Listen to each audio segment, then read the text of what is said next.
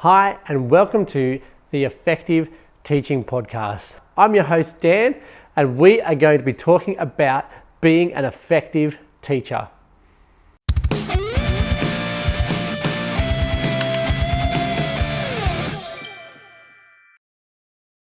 Well, hey again, this is our third one for the week. How exciting that we're actually getting this done. I'm excited that I managed to get 3 out in a week. It's a lot of extra work, but I've told you I want to be working on my effectiveness, improving what I'm doing so that I can actually help you improve what you're doing as well. So today we're heading into the idea of using what's called distributed practice, right? So in one of the courses that I used to teach, we used to teach students about, how they do training programs and all that kind of stuff. And we would say, but one of the things they had to learn was what's better. Is massed practice better or distributed practice better? And so distributed practice is basically when you spread things out over time, right? So rather than doing like mass practice is today we're going to spend, the whole period today with your class, right? We're going to go over and we're going to rehearse multiplication, and so you spend all day doing multiplication with your class. Or maybe today in class we're going to practice coming up with analyzing persuasive texts or whatever, and so they get a few short texts and they're just constantly analyzing and they're practicing that skill in a large kind of process type thing.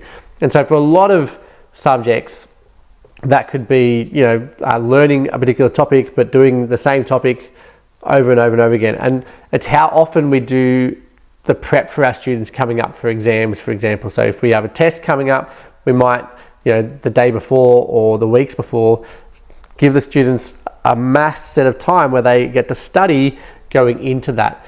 And so distributed practice is the opposite of that, essentially. We're going to spread things out. Rather than doing a large amount of time all at once, distributed practice is about doing little bits of time lots more frequently, right? And so distributed practice is a learning strategy that involves breaking up studying, right, particularly the revision stuff, into multiple sessions spaced out over time rather than one large bulk of sessions, right? So if you're going to do a revision session with your students, if you set aside like whole periods for revision, or if you set aside whole days maybe during the holidays of revision, that's actually not going to be the most helpful thing for your students.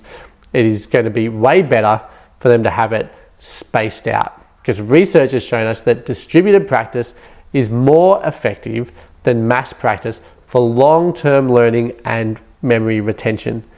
Okay, that's about frequency, not about the amount that you do.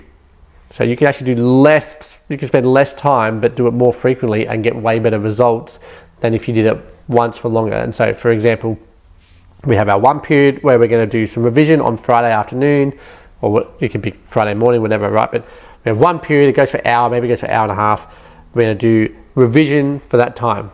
Versus, let's say it's an hour, I can do 10 minutes every day, or every time I have a lesson with them, I'm going to spend 10 minutes doing the same revision. Okay, so this whole hour here gets spread out across 5 days. It's actually now 50 minutes, so 10 minutes less. But your students will have way better retention of what they've learnt because of that. So you're putting less time into the revision, but doing it more frequently. And that has a massive benefit for your students when it comes to their recall of memory, when it comes to them being able to understand it, being able to utilize and apply their knowledge. Because they've stored it into long-term memory, it allows them for better recall, and then they can apply it and do the deeper thinking more easily because it's sitting there in their long-term memory. And so distributed practice allows for better memory consolidation, better memory retrieval, and that leads to improved long-term learning for your students. So let's talk about some examples of implementing distributed practice in your classroom. Hopefully you kind of get it. It's it's kind of the spaced repetition type thing, right? So spaced repetition is when I learned something on Monday, I'll revise it again on Tuesday, I'll then revise it on Thursday, I'll revise it on Thursday next week, then I'm going to revise it next month and then next term, right? When the space between your revisions gets spread out further. So distributed practice is basically going to apply a spaced repetition process throughout, but you're going to be doing revision of some kind every day. And that can be for last lesson, it can be for a month ago, it can be for this week, last week, right? And even bringing things together and doing questions from different topics, even as part of your revision, would be helpful in this kind of distributed practice process. Anyway, examples of distributed practice. So one I love to use is flashcards, right? So get the students to create flashcards, and creating it could be done as one of your sessions. So we're going to spend 10 minutes creating flashcards, and then the next day you're going to do 10 minutes going over those flashcards and getting the kids to remember them. Okay, or you could have the students throughout their normal lessons, right, rather than writing summaries or something, you could have them write flashcards and then have various times where you're just like, okay guys, I want to spend 5 minutes or 10 minutes right now, pick up your pile of flashcards that you don't know, start going over them. And that's a quick and easy way of putting in some revision frequently. Another thing is to do review sessions. So maybe you do a session where that goes for 10 minutes or 15 minutes, right? But these are shorter periods of time spread out in each of your classes or something. But a revision session maybe where you're going to be talking and you might explain this to students, or you might have the students explain it to each other, which would be even better because that forces them to be able to recall the information, which is super important for this whole distributed practice thing, is that the students are the ones who are trying to remember it and then trying to find the answers and stuff within that 10 minutes. I talked about spaced repetition techniques, so we're going to use those and spread them out, and so have the students actually repeat something a few times and then space that out to the next one, and so you weave that into your distributed practice. We have lots of different ways of practicing things, so you could do classroom quizzes, you can do flashcards, you can do some online quiz, you could do some 5-minute brain dump, you can do some presentation or something. Like, there's lots of different ways that you can start to get them doing that. You could decide that you're going to do some group concept mapping. And so when they come into class, maybe you go, all right guys, I want you in groups. You get 10 minutes timer, right? If you've listened to the last episode, put a timer up, right? Here's our 10 minutes. In your group, I want you just to brainstorm the stuff that we learned yesterday, because we're going to use that again today for what we're doing. But you also need to make a connection between what we did yesterday and what we did 2 weeks ago. And so they then get into their groups and they've got this little scaffolding thing that they're filling in or something, but they're doing some concept mapping basically as a group. You can have peer teaching sessions where the kids are sitting next to each other and teaching each other something that they actually have already learnt as a process of revision. You could have some interactive quizzes and games happening. So maybe at the beginning of the class, all right, for 10 minutes, we are going to, and you might have a bunch of questions on some slides. We're going to play a game, like a quiz host game, whatever they're called. I can't remember what they're called. A quiz show, a game show. That's the word, game show, right? We're going to play a game show. Here's some questions. You guys have to answer it. Call out on your buzzers, right? Who can remember what? That's another way that you could start to embed this kind of distributed practice. You could have the kids write in reflective journals frequently. So maybe every week you're going to have the students stop at the end of the week, spend 10, maybe 15 minutes writing in a journal, thinking about what they learnt from the lessons in your class this week. What do they connect with what they've learned last week, so they could read back through their journal a little bit if they can't remember. Then go, oh, it links with that. Oh yeah, it links with this. And they're writing things down as a reflective process, but that also is building in that distributed practice because they're thinking about what they learnt and recalling that information. We could also do some simulations or role play activities if we like. So depending on what is happening in your class, you might go, as a way of remembering what we read about in Shakespeare, we're now going to spend 10 minutes, right? You guys get to pair up and see what you can remember, reenact scenes together, right? Maybe you might need 3 or 4, it depends on how many characters in a scene, right? But you can say, all right guys, in these small groups, you just go straight away, right? You've got 10 minutes to get through the scene, okay? Remember this one or remember that one, off you go, give it a go. Or maybe you're going to do some role playing, so maybe you're teaching first aid type stuff, and so you're going to have the students actually practice some first aid. You're going to say, all right, come in guys, every one of you has either a broken arm, a broken leg, a sprained ankle, or maybe you've hurt your fingers or something. I want you to apply first aid to each other. You've got 10 minutes to sort out your first aid and look after each other, right? And off they go. Great, quick role-playing revision process for how do they deal with hard and soft tissue injuries or something. You can do some interviews with people, right? You can decide to space out over the week. I'm going to spend 10 minutes with this student, 10 minutes with that student, 10 minutes with that student, and you can kind of schedule that into your lesson plans throughout the week so that you're hitting different students across the week using this process, but you might embed that throughout other processes as well.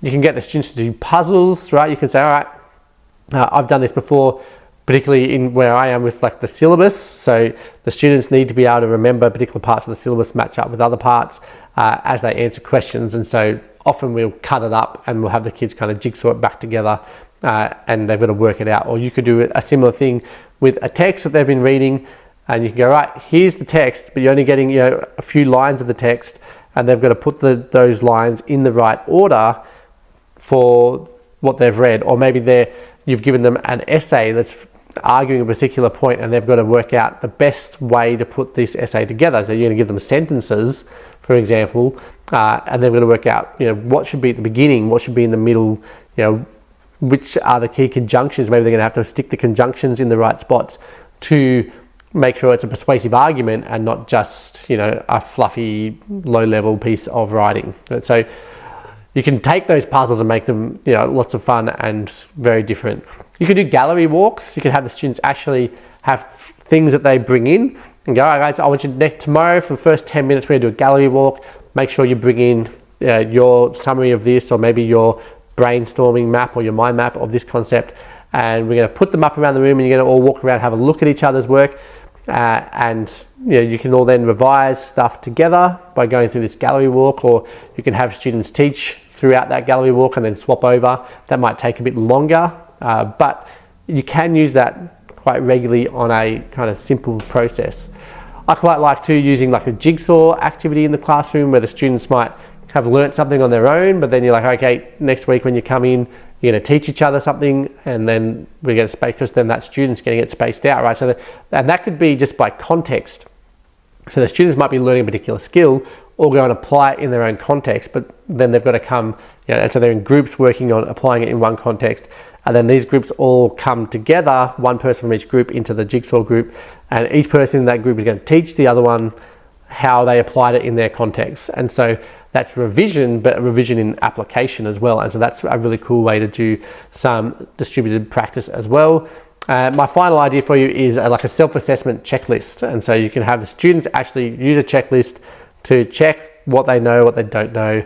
It could be against some criteria. It could be a reflection using criteria or using goals or something where they're checking off and go, oh yes, I've learned that. I need to work on this. Maybe they're rating themselves out of 5 or something in terms of how well they know things. And it identifies for the student what they might need to work on. It helps you to know that too, but it also gives them a chance to reflect and to see what they remember. And you're distributing out the practice as they are doing this kind of revision process. And so distributed practice, doing small amounts regularly, is way better for our students' long-term learning and their memory retention, all that kind of stuff, their ability to apply and to go into that deeper thinking skills.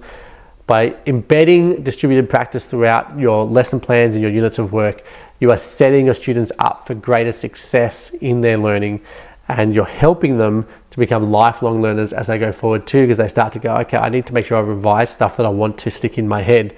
Okay, so when I read a book, and I might take notes on that book, I'm then not just ignoring things. I might then the next day try and remember, what did I read in the last chapter, right? I might flick through and have a quick look at the highlights after I try and remember it and go, yeah, okay, I think I've remembered everything before I read the next chapter. You know, we learn these processes of how to stick things into our long-term memory here at school, and I want to encourage you to really embed some distributed practice. Now, if you had planned to give 2 weeks at the end of term or something for your students to be studying before an exam, don't do that. Take that study and stick it and spread it out instead, and do a little bit each week, or do even less every lesson. And you can really help your students then to cement it, not just for their exam, but long term into next year and the year after and the year after as well. Well, let me know how it goes. I hope you enjoy that. Remember, if you haven't subscribed to be getting notified about the podcast, please do that. You can probably just hit the subscribe button on your phone or something if you really want. But if you want to be getting emails from me about the podcast to remind you, and I'll probably will share other things with you as well. If you subscribe, things like just if there's a blog article that comes up about how to be more effective, or if there's maybe there's a course coming up about effectiveness, which will eventually come. I am in the process of creating a course to help teachers to reduce their workload and all that kind of stuff. So if you want to be someone who's notified about that when that comes out, which will probably be early next year, then come and subscribe. Just head to teacherspd.net and you can navigate around there and find a subscribe button. In fact, I think there's a subscribe button at the top in the menu if you want to make it nice and simple for yourself. Anyway, I will chat to you again next week. That's 3 for this week. Looking forward to doing 3 again next week.